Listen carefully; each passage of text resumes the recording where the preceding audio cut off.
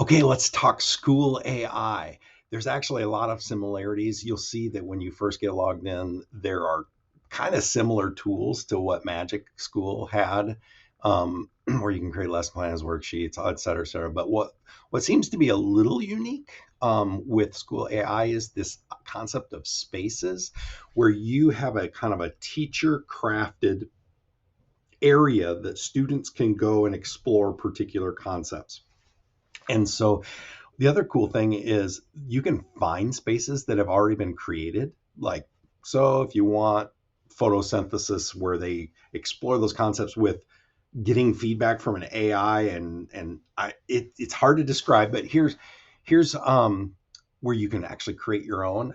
And for the sake of time, I actually did create my own. I clicked that button and then I gave it states of matter, AI prompt. States of matter is one of the distinct forms in which matter can exist. These I got this from Wikipedia, I think. I don't know, something, or from a standard. But solid, liquid, gas. Have students identify things in the various states and describe their characteristics.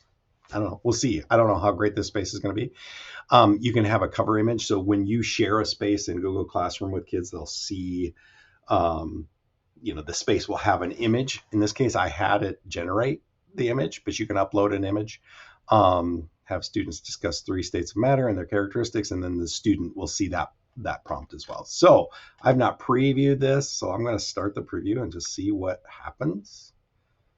Hello there. Let's explore states of matter. Can you name something that is in solid and describe what makes it solid? A rock. Um, Rocks are hard. See what it says. Great start. Rocks are indeed solid and have a definite shape and volume. Now, can you think of an example of a liquid? Um, and then the other cool thing is you can actually click the speak button. It will have some differentiation where it reads the prompt back to the students. So that's cool. Um, Obviously, the more robust you make your prompts over here on the left, the more detailed um, feedback it's going to give. So you kind of see that it kind of gave me a pass, like rocks are hard. Oh, okay. Well, now share me a liquid. You could describe that a student must talk about um, molecules being closer together or something like that.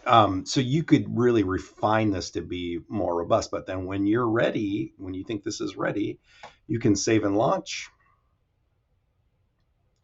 And now you have a code that you can share in Google Classroom, or kids can scan this barcode. So I can copy that. And then the space itself looks something kind of like this, where they have to put it in their name and then leave that alone and hit join. So, and it's basically the same thing you just saw. I think the other cool thing about these spaces is that I actually had one, staying safe online, more of a um, and I had another. I used a different account to experiment with it, and then my partner Ryan Christopher did as well. And it gives. Wow, I don't know what that's all about. It gives like some headlines as to how Bobby's doing. Bobby is learning online safety. It actually gave me, and then I can see the path that the student took with the AI. And so I can kind of, and sometimes here in the headlines, it'll say, hey, Bobby's struggling. It seems like he doesn't understand fill in the blank. I don't know. So in this case, we didn't do it long enough to get much for headlines here, but I can actually preview um, the chat and how they interacted with the chat. And so I can kind of generate some understanding of misconceptions and that kind of thing. So that's kind of the big difference with school AI. So I encourage you to kind of play around with this whole concept of spaces where you kind of have this self-contained area on a specific concept that kids can explore and interact and get feedback on. Hopefully that helps.